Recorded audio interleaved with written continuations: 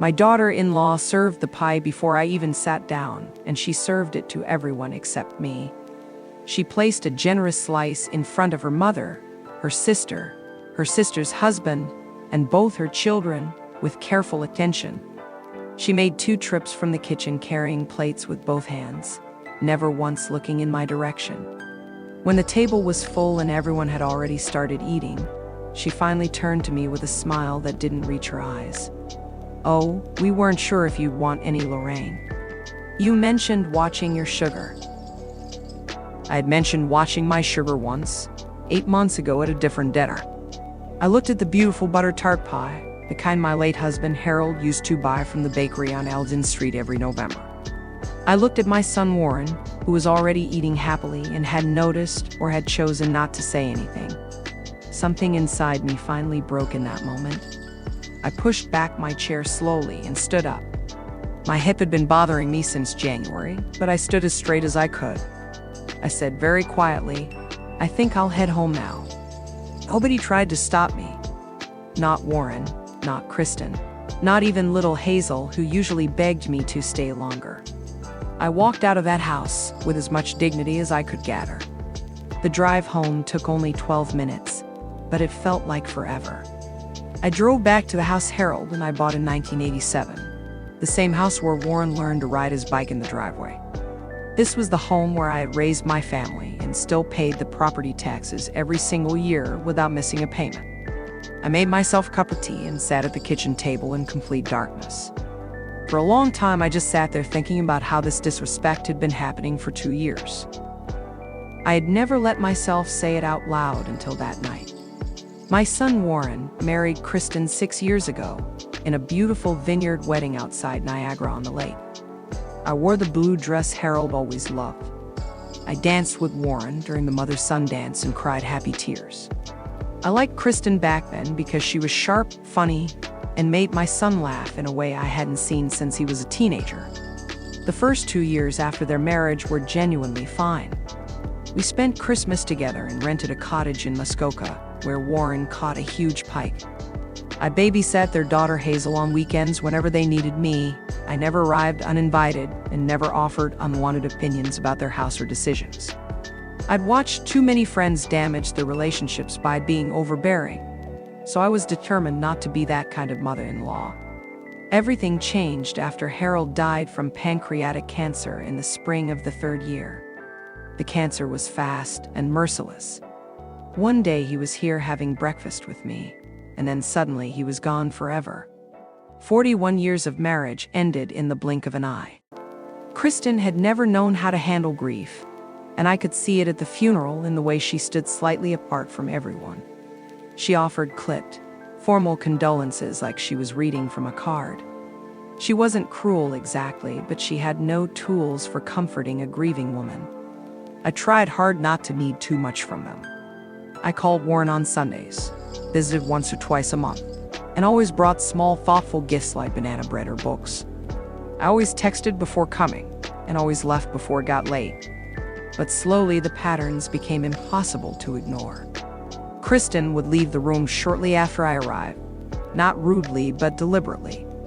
She started answering questions directed at Warren before he could speak. Hazel began calling me Grandma Lorraine to distinguish me from Kristen's mother, who was simply Grandma. I tried to convince myself it was nothing, that I was being too sensitive because of my grief. My birthday in February finally made it impossible to keep pretending. I turned 72, not a special milestone, but still my birthday. Warren sent a text at 11:47 saying, "Happy birthday, Mom. Hope you have a great day." No call, no visit, no dinner invitation.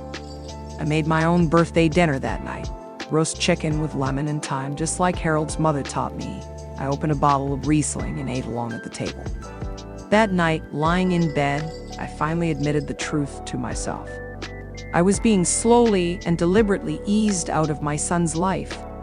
It wasn't dramatic or obviously cruel, but it was consistent and painful. I was becoming someone Warren saw on special occasions and texted on birthdays. I'd been accepting less and less of him because I was terrified of losing him completely if I spoke up. I spent a week sitting with that fear before deciding to do something about it. I called Warren and asked him to meet me for coffee, just the two of us. We met at a cafe on Bank Street on a Wednesday morning. I told him I needed to speak honestly about how I had been feeling. I described the pattern without accusing anyone, just explaining what it felt like to be on the outside looking in. Warren listened quietly and apologized. It wasn't a perfect apology because he was still protecting his wife, but it was sincere. He promised to try harder to include me and call more often. After that conversation, things improved slightly. Warren started calling on Sundays again and invited me for dinner more frequently. Kristen remained polite but distant, serving me last at family gatherings. The pie incident on that particular evening was simply the final straw. I had reached my limit of being treated as an afterthought in my own son's home. When I got home that night, I sat in the dark kitchen thinking about Harold and what he would say. He would tell me I deserved better, and that I had every right to speak up for myself. For the first time in 2 years, I felt truly ready to do exactly that. The next few weeks brought small but meaningful changes. Warren made more effort to call and include me. Hazel and I started having special Tuesdays together where we bake cookies and read stories.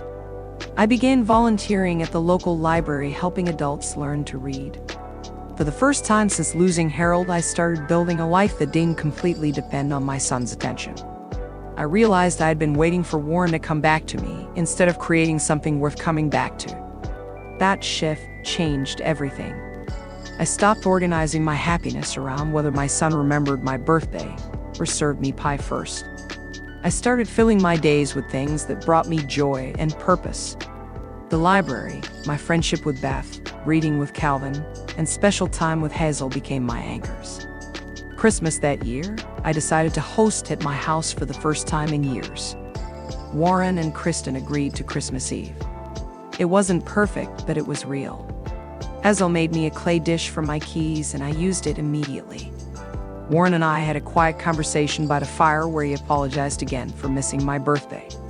Small steps, but they mattered. Looking back now, I understand that staying silent wasn't kindness, it was fear. I'd been so afraid of losing my son that I accepted being slowly erased from his life. Speaking up cost me some comfort, but gave me back my dignity and voice. Today, my relationship with Warren is not what it once was, but it is honest and real. I no longer wait for invitations or wonder if I'll be served pie. I've built a full life with purpose, friendships, and meaningful work. Warren calls more often now, and Hazel runs to hug me when I visit. Kristen remains polite but distant, and I have made peace with that distance. Some relationships cannot be forced into warmth. The most important lesson I learn is that dignity is not given, it is claimed. When someone treats you as an afterthought, you must decide whether to accept it or stand up for yourself. I finally stood up, and in doing so, I found myself again. Harold would be proud of the woman I have become. If you are watching this and going through similar subtle disrespect from family, know that you deserve better. Your feelings are valid even when the slight seems small. Speak your truth gently but firmly. Build a life that brings you joy regardless of who shows up to share it. You are not useless, and you are never alone. Thank you for listening to my story. Please like and subscribe if it touched you. Tell me in the comments what you would have done in my place and where you are watching from. More real-life stories of strength and dignity are coming soon.